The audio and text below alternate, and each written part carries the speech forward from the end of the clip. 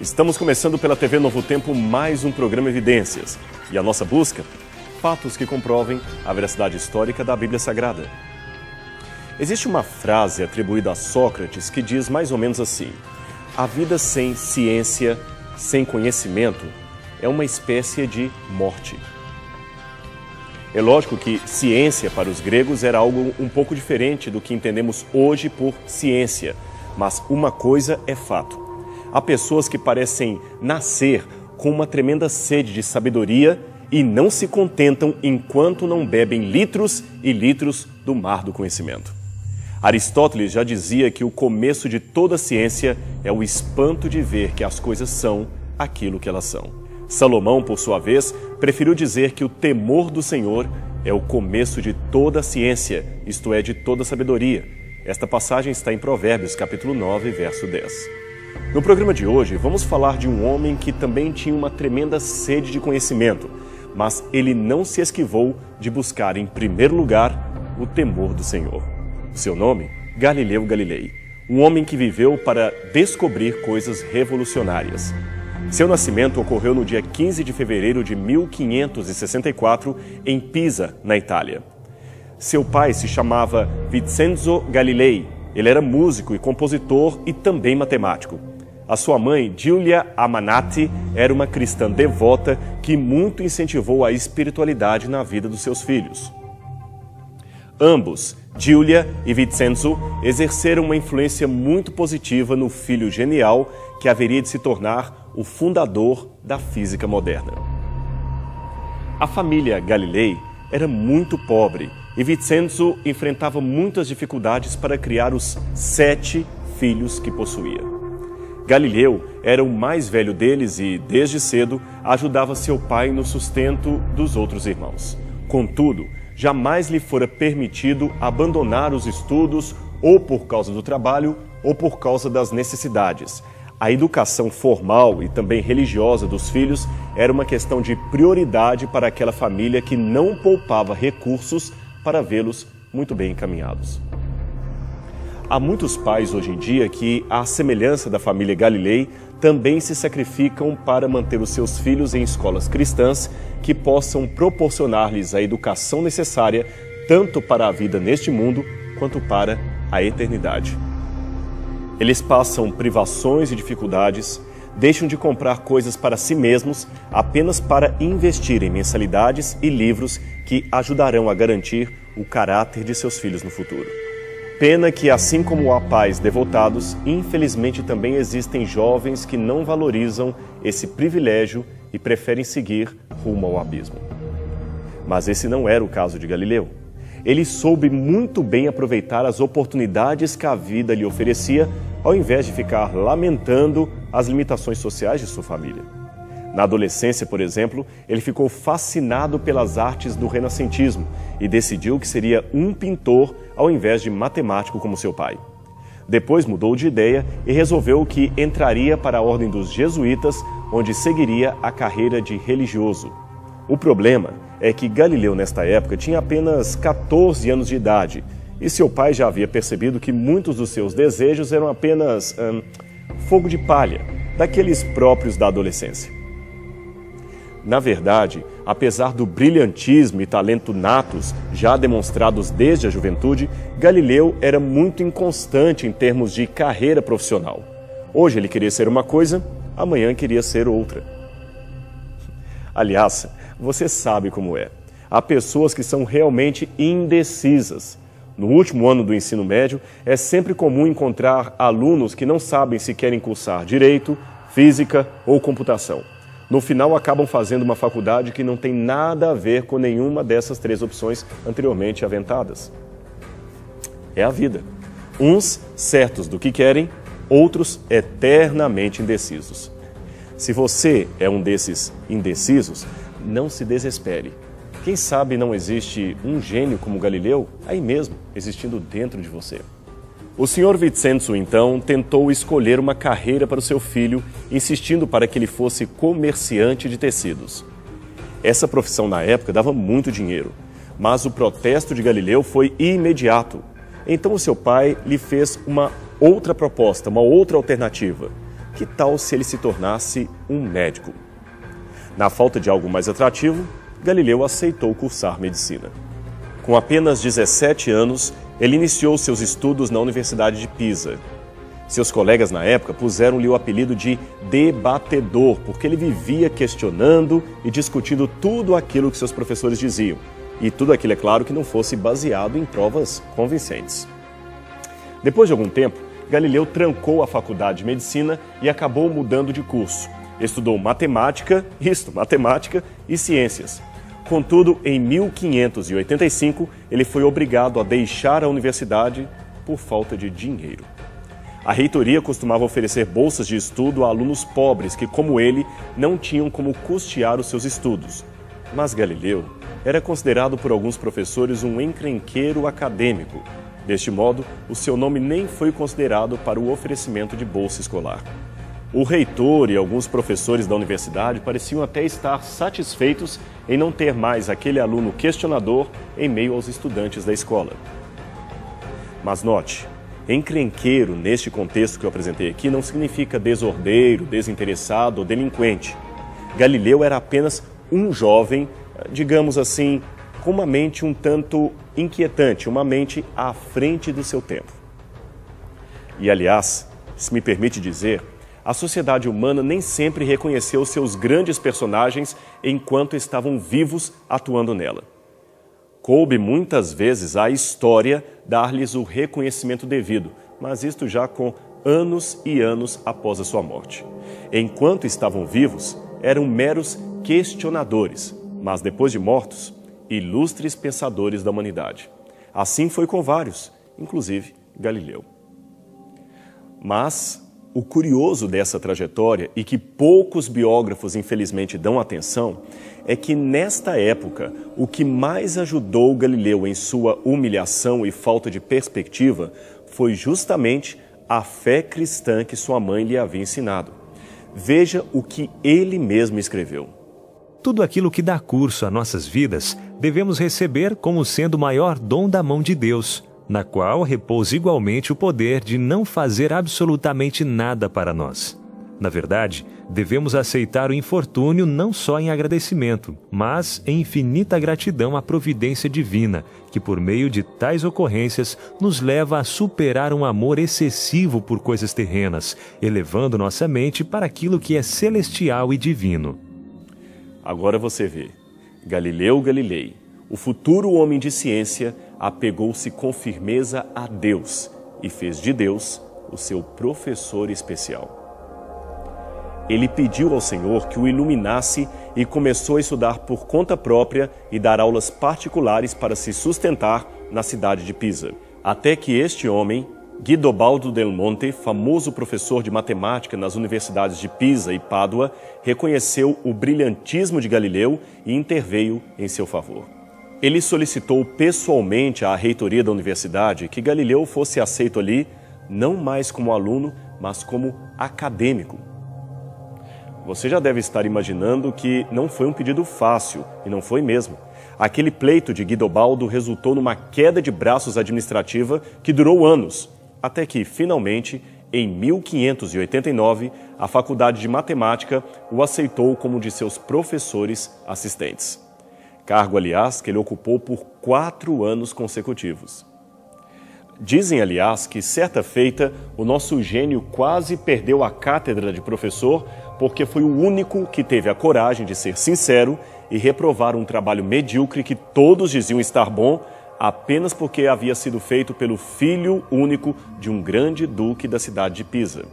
Foi durante esse tempo que Galileu inventou a balança hidrostática e determinou o centro da gravidade nos sólidos.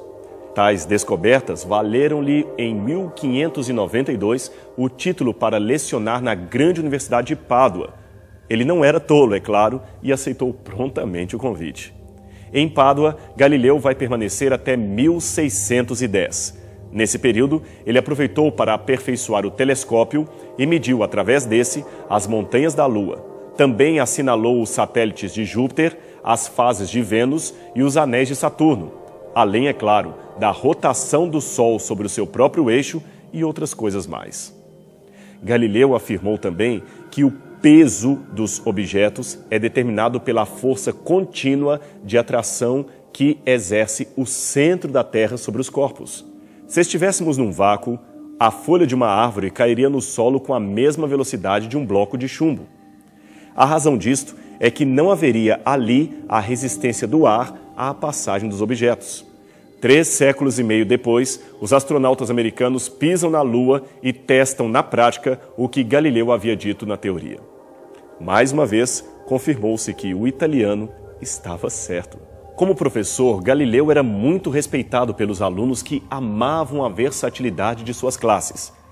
Enquanto a maioria dos acadêmicos enclausurava os estudantes em salas com tediosas exposições orais, Galileu preferia sair a campo com seus alunos para apresentar em meio à natureza a coerência das leis que ele ensinava. Foi numa dessas inovadoras formas de ensinar que ele levou seus alunos até a Torre de Pisa e mostrou-lhes 2 tijolos, um inteiro, o outro partido ao meio. Se eu julgar esses tijolos de cima da torre, perguntou ele, qual chegará primeiro? Todos disseram, ora, o tijolo inteiro, porque ele é o mais pesado. É mesmo, indagou Galileu. Será que este chegará primeiro? Pois eu aposto com vocês que vocês estão errados. Ambos os tijolos chegarão ao mesmo tempo. Dizem que alguns professores que estavam presentes chegaram a rir do que ele havia dito aos alunos. Sem demoras, Galileu subiu até o topo da torre e deixou cair os 2 tijolos lá do alto. Ambos caíam à mesma velocidade e chegaram juntos ao chão. Diante da perplexidade de todos, Galileu aproveitou para ensinar a questão da resistência do ar sobre os objetos, que já fizemos referência agora há pouco. Os alunos, é claro, vibraram com aquilo, mas alguns professores invejosos não ficaram nada felizes com a popularidade de Galileu e, novamente, tramaram contra a sua pessoa. Aliás, sucesso circundado por inveja não é algo inédito na história. Temos vários outros gênios que sofreram o mesmo tipo de perseguição como fruto de inveja. Até a Bíblia está cheia de casos assim. José, filho de Jacó, foi vendido como escravo pelos seus próprios irmãos, apenas porque tinham inveja dele. Daniel e seus companheiros também foram caluniados nas cortes da Pérsia e da Babilônia. O próprio Jesus foi acusado injustamente pelos líderes do povo. No caso de Galileu, o complô envolveu suas inovações e uma acusação de roubo intelectual. Provavelmente, as 2 mais famosas invenções que ele executou foram o termômetro, muito utilizado até hoje em dia, e o compasso de proporções, que combina as funções de compasso e instrumento de cálculos. Imediatamente houve uma grande demanda, especialmente por esse último instrumento, que era utilíssimo na engenharia náutica e militar. Não demorou muito, 2 professores inescrupulosos tentaram reclamar que eles eram os verdadeiros inventores do compasso e que Galileu havia roubado o projeto. O brilhante cientista teve de se submeter à humilhação de ir a uma corte pública e provar que ele era o autor do invento. Não foi difícil ganhar a causa, e embora Galileu pudesse processar os colegas por perjúrio, preferiu perdoá-los, como aliás manda o Evangelho. Como você vê, a vida foi dura para Galileu. Mesmo com a sua genialidade, ele jamais ficou rico. Quando seu pai morreu em 1591, ele havia assumido as dívidas de sua família para honrar o bom nome dos Galilei. Novamente se viu em problemas quando não pôde pagar de imediato um dote que seu pai havia prometido ao genro assim que casasse com sua irmã. Esse cunhado também tentou levá-lo à justiça, o que causou novamente grande constrangimento ao cientista, pois quando os professores o acusaram de plágio, já era a 2ª vez que ele comparecia como réu diante de um fórum público, e isto era tremendamente vexatório para um renomado professor da Universidade de Pádua. A intriga e a determinação de calúnia contra Galileu ganharam mais força quando ele começou a defender publicamente as ideias de um outro cientista, Nicolau Copérnico, um astrônomo e matemático polonês que desenvolveu a teoria heliocêntrica do Sistema Solar. Apesar de ser um cônego da própria Igreja Católica, isto não impediu que Copérnico fosse taxado de herege uma vez que a sua teoria questionava o sistema geocêntrico defendido oficialmente pelos teólogos da Igreja. Quando Galileu passou a defender as mesmas ideias, alguns professores, ávidos por encontrar algo que poderiam usar para acusá-lo, não demoraram em correr até Roma para difamá-lo e conseguiram até que o Santo Ofício lhe advertisse publicamente através de uma carta, proibindo-o de ensinar estas novas teorias em sala de aula. Em 1632, pensando já ter passado a crise, Galileu publicou um livro chamado Diálogo sobre os dois principais sistemas de mundo. Neste livro, ele criticava de novo o sistema aristotélico e defendia com força o heliocentrismo. 5 meses mais tarde, a Igreja então proibiu a circulação de seu tratado e 2 anos depois, ela o convocou a comparecer em Roma para enfrentar a acusação de herege e inovador. O interrogatório foi feito em 21 de junho de 1534 e Galileu precisou retratar-se do que era considerado o seu grande erro. De uma forma muito humilhante, Galileu teve que ficar de joelhos e recitar uma retratação formal conforme a ordem dos inquisidores. Veja o que ele disse. Eu, Galileu, juro que tenho sempre acreditado, e ainda agora acredito, e com a ajuda de Deus continuarei acreditando em tudo o que é dito e pregado pela Igreja. Eu devo esquecer totalmente a falsa opinião de que o Sol é o centro desse sistema e não move, e que a Terra não é o centro desse sistema e se move. Agora, o hilário da situação é que, ao se levantar da retratação, Galileu teria murmurado baixinho: "E move por si mesmo, a Terra se move." Mesmo tendo aparentemente abjurado as suas crenças, ele foi condenado ao cárcere privado. Para a alegria dos seus inimigos, Galileu foi obrigado a morar na vila de Arcetri, sob a vigilância da Inquisição. Desde então, nunca mais voltou a dar aulas. Retomou seus estudos de mecânica e escreveu um novo livro contendo discursos que foi, às duras penas, publicado na Holanda por um simpatizante de seu trabalho. Neste livro, ele tentou alertar os líderes da Igreja quanto à armadilha que eles mesmos estavam criando para si.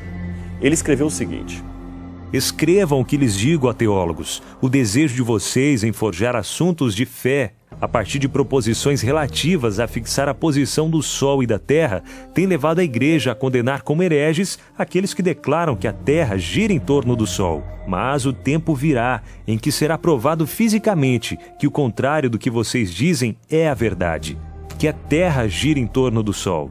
Agora, aqui é importante anotar um detalhe. O conflito de Galileu Galilei foi contra a Igreja. Não se trata, como muitos dizem, um conflito entre ciência e religião. Não é nada disso. Galileu estava aqui contrapondo, em primeiro lugar, as ideias científicas de Copérnico àquelas ideias científicas de Aristóteles, que foi adotado oficialmente pela Igreja na ocasião. Galileu nunca foi contra a Bíblia ou a religião cristã. Aliás, ele expressou a sua visão científica, defendendo não apenas Copérnico, mas também a relação que existe entre Bíblia Sagrada e verdade científica. Numa reveladora carta escrita em 1615 para a Duquesa de Toscana e publicada em 1632, Galileu apresenta a sua ideia de ciência e religião. Foi essa publicação que resultou em sua intimação perante o Tribunal da Inquisição, e ela revela coisas interessantes para o debate atual entre ciência e religião. Aliás, eu até sugiro que você leia esse tratado e veja por si mesmo que, ao contrário do que muitos pensam, Galileu nunca foi contra a religião. Pelo contrário, ele exalta a sua fidelidade à Bíblia Sagrada e também o desnecessário conflito entre ciência e fé. O problema maior, como eu disse, começa muito antes do cristianismo, começa com o filósofo grego Aristóteles. No 4º século a.C., Aristóteles acreditou e ensinou para os gregos e para o mundo que o universo era uma esfera finita com um centro estático que era o planeta Terra. Essa ideia foi advogada pelo matemático Cláudio Ptolomeu, que viveu no Egito durante o 1º século depois de Cristo e foi admitida pela Igreja como verdade inconteste. Mas por que a Igreja oficializou o geocentrismo de Aristóteles e Ptolomeu? Por 2 razões. Primeiro, por causa da redescoberta de Aristóteles no Ocidente e o forte reavivamento da filosofia grega ocorrido na Europa entre 1300 e 1600 d.C. Não é por menos que este período também é chamado de renascentismo. Em segundo lugar, porque a ideia grega do homem como centro de todas as coisas, que aliás era uma ideia secular de Protágoras e não uma doutrina religiosa, esta ideia interessava aos líderes eclesiásticos. Por quê? Porque colocava a igreja como centro de todas as coisas. Afinal de contas, a igreja era a representação de Deus perante os homens. Além de tudo isto, devemos lembrar que na época de Galileu, a Igreja Católica já estava às voltas com seu problema em relação à Reforma Protestante, que também questionava os seus dogmas. Logo, as posições do cientista eram uma ameaça que a Inquisição não queria de maneira nenhuma minimizar. Infelizmente, a sua retratação perante o Santo Ofício não deu fim aos seus problemas. A Inquisição proibiu a venda de seus livros e o chamou a Roma. Ele foi condenado ao cárcere sem dia previsto de saída, mas com uma intervenção do Papa Urbano VIII, foi permitido ao cientista escolher como cárcere a casa de um amigo em Siena, até o dia em que ele deveria ser declarado livre. Com o passar do tempo, Galileu ficou cego e solitário. Em 1638, John Milton, famoso poeta e compositor que havia visitado o brilhante matemático, escreveu o seguinte: Foi então que encontrei e visitei o célebre Galileu, envelhecido já, prisioneiro da Inquisição por ter pensado na astronomia de uma forma diversa daquela em que acreditavam os censores franciscanos e dominicanos. Galileu finalmente veio a falecer em 8 de janeiro de 1642. Em 12 de setembro de 1982, o então Papa João Paulo II visitou a Universidade de Pádua e retirou as acusações de heresia que tinham sido feitas pela Inquisição contra Galileu. Depois, em novembro de 1992, ele foi, digamos, reabilitado pela Igreja Católica, que passou a reconhecê-lo oficialmente como um gênio da física. Pena que isso só aconteceu com mais de 360 anos de atraso. Ainda bem que a voz dos homens não é necessariamente a voz de Deus. Mas uma coisa é certa: ali estava um homem genial que não temia ter numa mão a Bíblia e na outra um telescópio. Um homem que sabia conjugar muito bem fé e razão, ciência e religião. Um homem que poderia ser um modelo para muitos de nós. Pense nisso, você que gosta de estudar ciências. Pense na história do cientista e do crente Galileu Galilei.